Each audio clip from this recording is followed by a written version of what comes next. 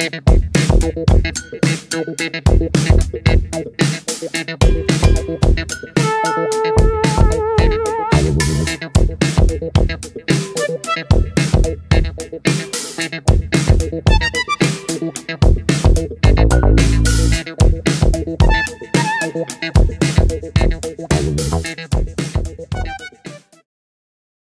good morning sa inyo mga master. So, Sir Yom Travels here or Deathberry TV yan. So, mga sa old subscribers ko, Deathberry TV pangalan natin dati. So, nagpalit tayo, Sir Yom Travels na tayo ngayon sa YouTube mga master. So, ayan, kamusta kayo? Matagal-tagal na nung meron tayong huling video na tungkol sa pag-upgrade ng motor. So, I think yung last time na video natin is about sa exhaust natin, yung muffler natin, which is yung Zeus. Okay, so kung makapansin niyo mga master, hindi nyo maririnig yung muffler kasi pinatanggal ko siya. Nagpalit ako ng stock. Ang problema mga master, bawal sa subdivision na namin yung maingay, yung yung tawag na ito, open pipe, yung maingay na muffler. So pinagbawal nila kasi nakaka-istorbo daw sa mga naka-work from home at saka mga natutulog. Anyway mga master, so for today's video, meron na naman tayong i-upgrade kay Maxi. Ito kasi si Maxi is 24,000 kilometers na ang kanyang edad. So medyo tumatanda na si Maxi. Actually mga master, more than 3 years na, magpo 4 years na pala siya. Pero goods na goods pa rin performance na ito, alagang alaga. So for today's video, ang i-upgrade naman natin sa kanya is yung ating brake system. Yan. So kailangan natin i-pamper naman to. Suklian naman natin yung convenience na binigay sa atin ni Maxi. Kahit isang beses hindi pa tayo itinirik na itong motor natin. Sobrang solid na itong NMAX natin. Ang ilalagay natin dito is yung RCB, okay, na brake master. So meron kasi tayong tropa mga master na naka brake master, yung lever lang yun sa kanya. So nung nagamit ko yun, sabi ko mga master, gusto ko to, ang sarap naman nito pigain. Okay, so magtatanong kayo mga master, ano ba yung problema sa stock na preno ni Yamaha? Wala naman mga master, goods na goods to. Diba, naglo-long rides mga kami, nagta-travel kami, tumatakbo kami ng 120 pataas. Or madidiin din yung preno namin. Pero hindi kami sinasablay na itong stock ni Yamaha. Pero, okay, ang gusto ko lang maiba is number 1, yung aesthetic, yung pagkapogi. Pangalawa, yung feel. Kasi yung brake master na yun, nung na-try ko sa ibang NMAX, napakasarap mga master, adjustable siya, ang lambot pag piniga mo. Pwede mo rin naman siyang tigasan, gayahin mo yung feel ng stock. Pero ang kagandahan doon, na-adjust mo siya malambot. Yung tipong, paano ko ba i-explain to? Yung tipo, parang ka pumipiga ng goma or ng foam. Ganun yung feel niya, ang lambot. So for now, gusto ko muna i-testing yung pagkakaiba ng braking system natin. So ite-test natin tong stock. Siguro try natin 0 to 30 or 30 kilometers per hour yung speed natin. Tapos hard brake. And then 60 kilometers hard brake. So i-brake test na natin siya. So simulan muna natin ngayon sa 0 to 30 kilometers per hour. Ayan.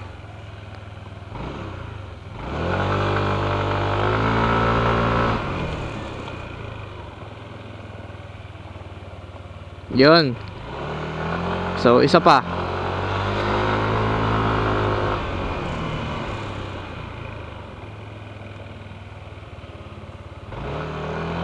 Actually 40 kilometers nga yun eh. Ngayon mga master, try naman natin yung 0 to 60 kilometers. Or baliktad pala, 60 to 0 kilometers per hour.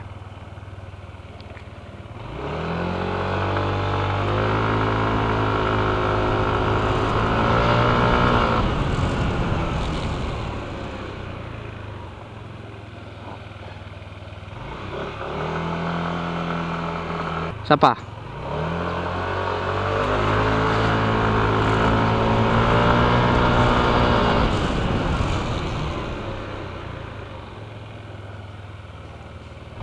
Ayun siya.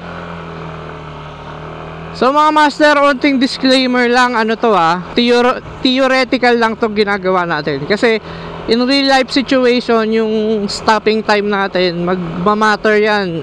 For example, naglo-long ride ka, malakas yung hangin, or malalaki yung sasakyan na kasabay mo, like mga bus, trucks, ganito ganyan. Tapos yung kalsada naka-incline or naka-recline. So ano kasi yan, mga factors yan para mas mapabilis. Eh kung matarik ka, 'di ba? Tapos 30 kilometers to 60, di mas mabilis kang ihinto. Alright mga master, so tara, punta na tayo kay DNB Motor Shop. Baka mamaya marami na namang tao doon.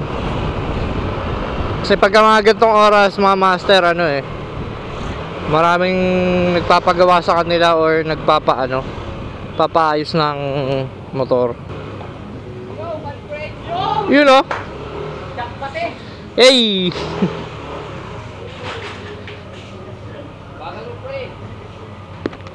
Balita pre! Hey! Machong macho ah!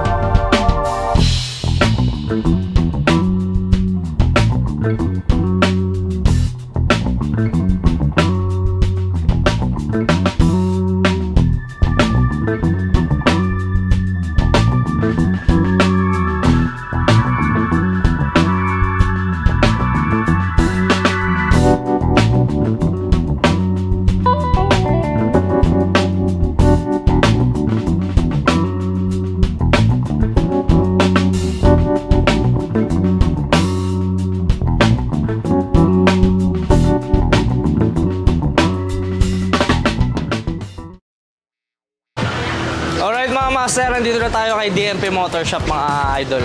So ayun, pinrepair na nila yata kahapon or kanina yung mga parts na ikakabit natin. So ayan, kasama natin dito ngayon si Boss. Papaliwanag niya kung ano yung mga advantages ulit at saka disadvantage ng gagawin nating upgrades. So I think wala namang magiging disadvantage dito mga master kasi kaya nga tinawag na upgrade eh. So ayan, pakita natin si Boss. Yun, si Boss Randy. Boss Randy, magandang hapon. Tanghali pala, tanghali. Yan, magandang tanghali. Boss Randy, ano po ba yung mga ikakabit natin kay Maxi sa gagawin nating upgrades? Yan, okay.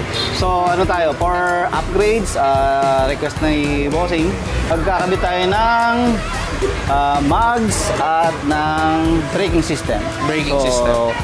Siyempre, ang mags natin, Racing Boy SP 500. So, yan. So, ang natipuan ni Bossing, siyempre, you know. Yan. Actually, boss, kahapon, yung black no? Oo, black ang gusto. May dumating na may dumating na tayong SP 500, dark bronze. Dark bronze, yan. Putik oh, pakapogi oh. Pogi yan. Yun, so yun nga, natipuan natin, dumating kanina, kaya ito na lang ang pinili natin. Okay. Yan, so ito yung una natin ikakabit na boss.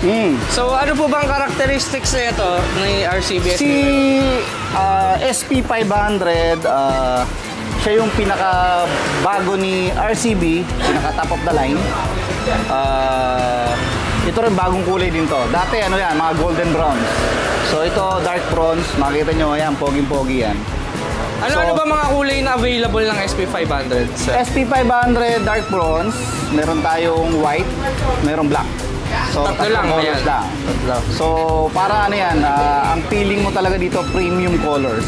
Premium colors. Oh, premium colors. So hindi siya yung mga makukulay pero nasa nasa traditional pero medyo yung dating, conservative.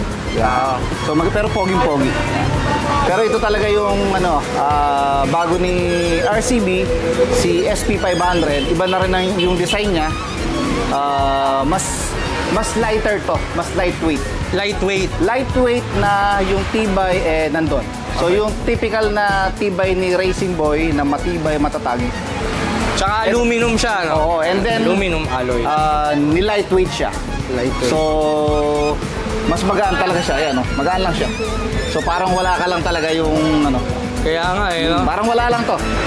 So ang advantage din yan, syempre, mas mabilis yung rotation ng gulong mo. So kung medyo need for speed ka, ayan, mas gusto nila yung mga lighten, pero matibay. Matibay pa rin. Ayan. SRP nito is 7,300. Yun ang SRP ni Racing Boy. Pasyal lang sa shop kung gusto natin ng discount. Hey, alright. Sabihin nyo lang galing YouTube. Yeah. Ito naman mga master, yung ating brake system, yan. So papakita ni Boss. Boss, ano ba tong isa na to? Ito rin yung bagong brake system ni Racing Boy.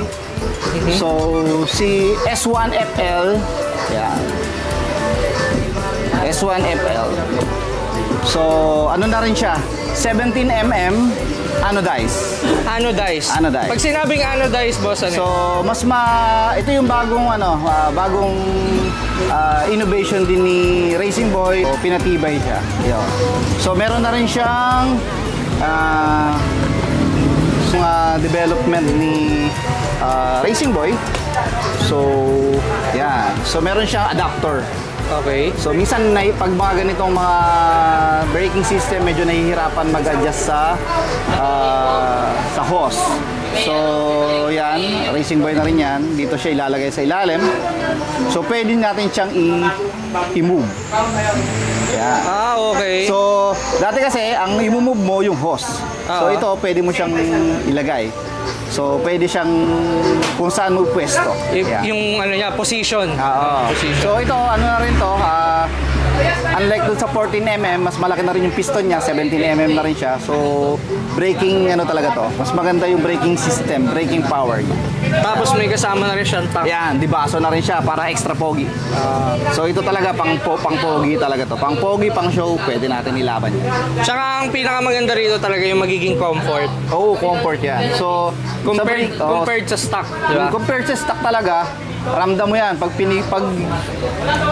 piniga mo na yan, ramdam mo yung pagkakaiba. Pagkakaiba. So, parang yan, parang pang-comfort talaga. Actually, boss, kaya naisip ko rin yan. Dahil nga nakatry ako ng isang tropa na hindi yung model na yan, yung ibang model. Iba talaga yung niya. Kaya sabi ko sa sarili ko, gusto ko to eh. Ayun, so kayo kung nagpaplano kayo mag-upgrade din, maganda i-try ninyo sa makakakilala nyo na meron yan para malaman nyo yung difference, di ba, boss? Yes. Ayan. So next, ito boss, ano man? Ayan, ito yung natipuan ni Bossing, R1. Ito yung 4-pot natin. Yan. R1 caliper. Yan. Ang gusto ni Bossing, kulay gold. Yan. Gold. Yan, pogi. Yan, pogi yan. Ano naman ang features na ito, boss? Dahil ito ay 4-pot, unlike dun sa regular typical na 2-pot, mas malakas din ang braking system nito. Ngayon, bukod sa mas malakas yung stopping power niya, pogi talaga to. Ito yung mga in ngayon. So, poging-pogi siya. Maangas ang dating. Saka kitang-kita yung difference. Mamaya papakita ko sa inyo yung difference ng laki compared dun sa stock, mga master. Pwede natin yan makita. Yan. So same din dito sa likod. Sa likod naman is 2-pot. Ito talaga, sila talaga magkamat. R55 naman siya. R55. R55. So yan yung gagamitin natin. Alright. So syempre para maikabit natin yan, kailangan natin ng... Yan, meron din tayo RCB na mga Teflon hose. And then syempre papalitin na rin natin yung rotor disc ni Bossing, E2 series na steel braking disc. Yan. So ito naman, boss, ano naman advantage pag nagpalit ka ng rotor man? Yung iba talaga nagpapalit, number one, looks yan talaga ang pinaghahanapan natin. So, mas pogi, mas maganda. So, ang nagdadala talaga niyan, siyempre ito, medyo na rin to, hindi siya kinakalawang, hindi siya tulad ng ibang mga steel na kinakalawang. So, ito hindi siya kinakalawang. So, proven yan. Tsaka maganda kasi din tignan kapag RCB straight, di ba? Yes, oo. Ayan. So sige, mga master, papakita natin. Papakabitan natin to.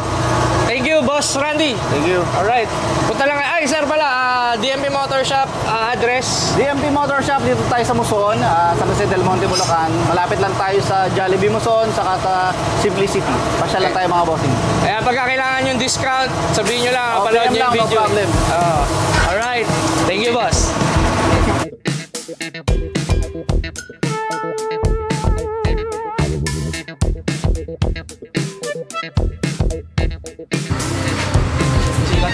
Okay, so lumang Maxis muna yung ano natin mga boss. Kasi ano makapal pa to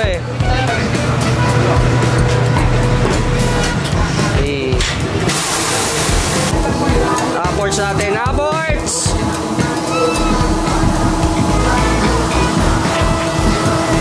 Pre, magpakilala ka sa madla. Ano ang pangalan mo, pre? Mark Errol. Tangina na pang artista yung pangalan. Kaya mga master, kabit muna yung yung wheel set.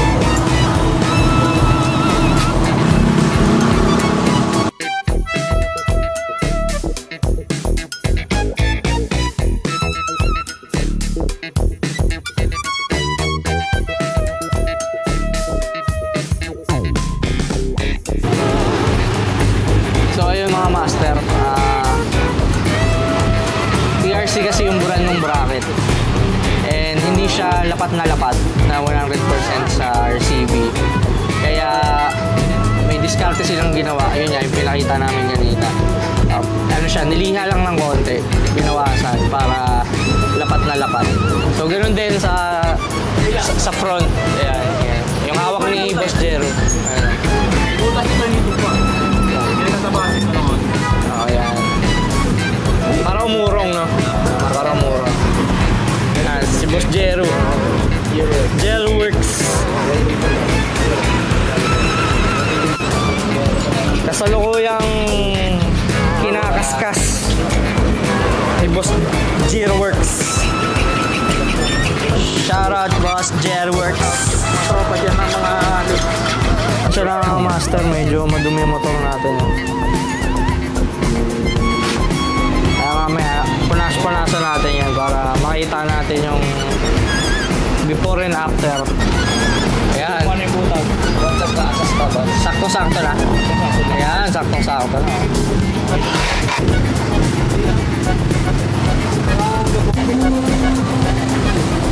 Kasalukuyan nilang kinakabit.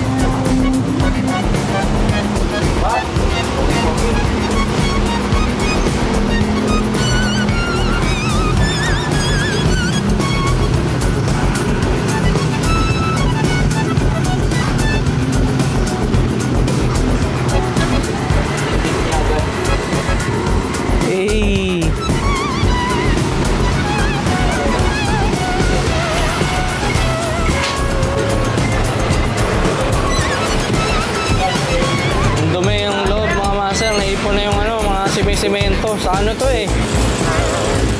may Fairview. Ginagawa MRT. Semento yan Ito nakaka tayo. Bosch na na treno. Evolution.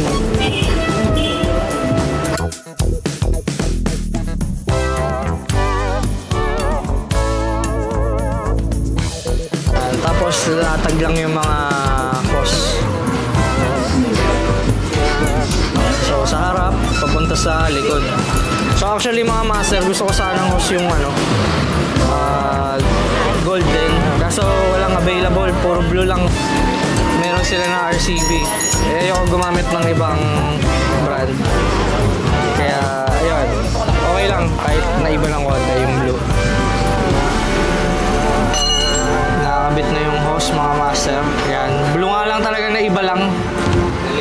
Naligaw lang ng landas, pero okay pa rin naman. Wala kasing gold o dilaw. Ayan mga master, so dito nakakonekta yung hose natin. So sabi ni Boss Jero, yan yung ating ABS. Yan yung nagdidikta ng na Anti-lock brake system, ibig sabihin ng ABS.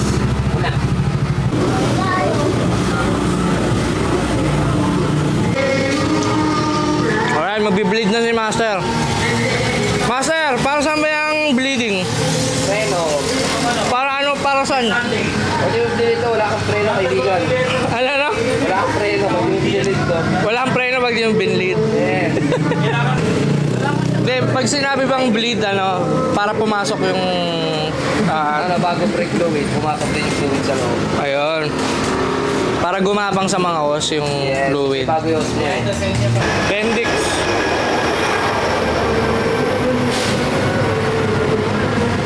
Ito talaga ang Bendix, mga master, pang mga produkto niyan, pang preno talaga yun, no?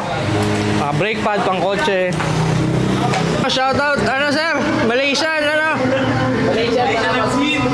Malaysian Unseen. Yun, no? Shoutout, Malaysian Unseen.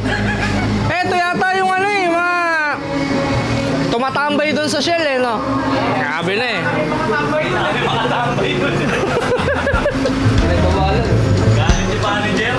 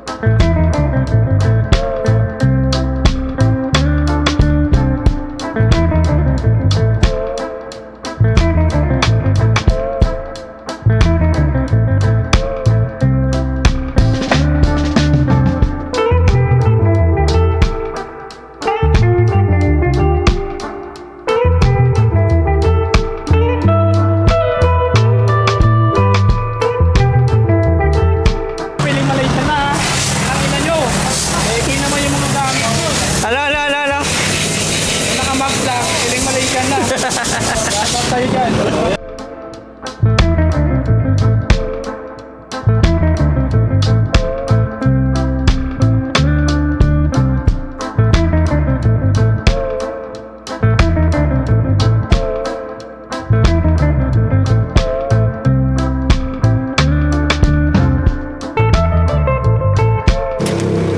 So, sinamahan na rin natin ng grips. Ayan. Para naman presentable.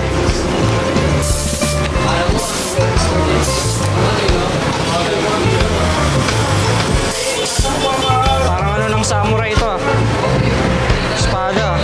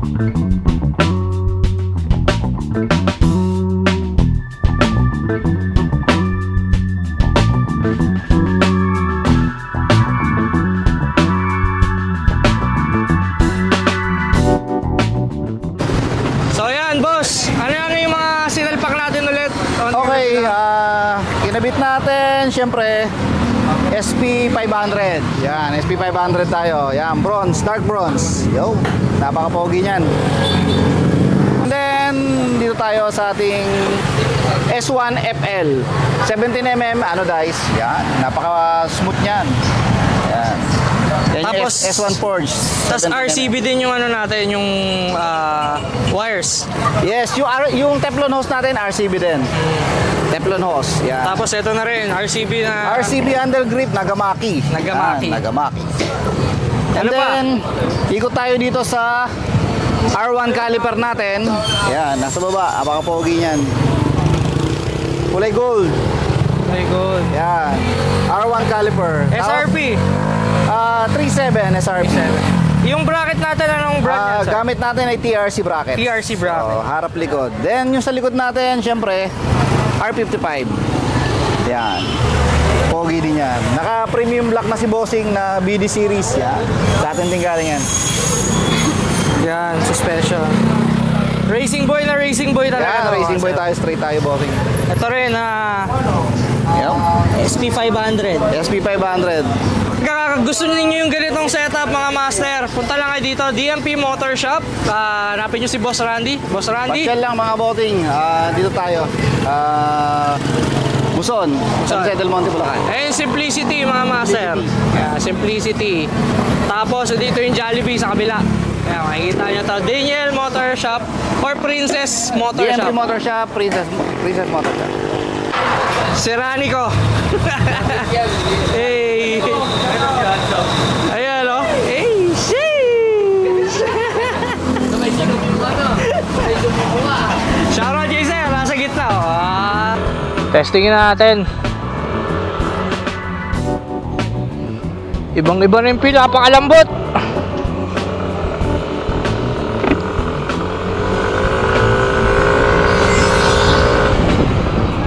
Hey, lambot.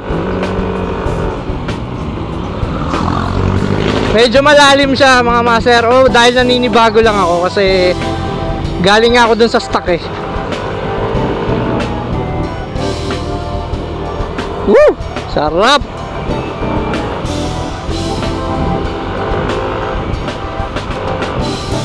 Ayan, try natin 30. Ito, 30.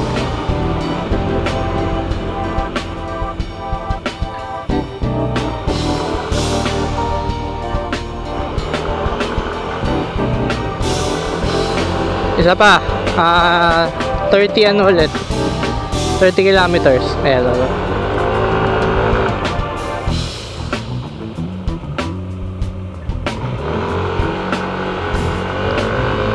medyo lumambot siya kaya medyo malalim yung ano ko eh, yung pagkakagrip ko. Solid. Alright.